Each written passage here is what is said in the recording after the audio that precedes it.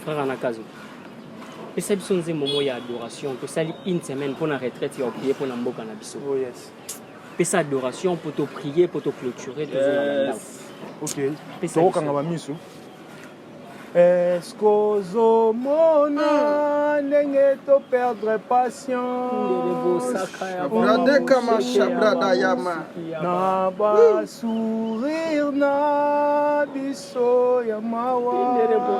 Na moi mutema yesu elela ankolo. Bakela si beto tangi ya Jena priya beto sali ya Fokolite si tolite ya Nini to sali. Dieu me parle, Dieu me parle, Dieu me parle, Dieu me parle, Dieu me parle. Nini to sali. Non, Dieu me parle, Nzambazo lela pona Congo. Dieu me dit ceci. Les enfants d'Israël avaient fait 40 ans pour arriver à la terre promise. Yes. Mais pour la RDC, on va faire le double des 40 ans. Donc on va faire 80 ans. Qu'est-ce qu'on n'a pas fait? Espoir réseau aussi là. Ma pasteur a s'excapé.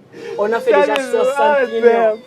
Il nous reste 19 ans pour la RDC. Arrive à la terre promise.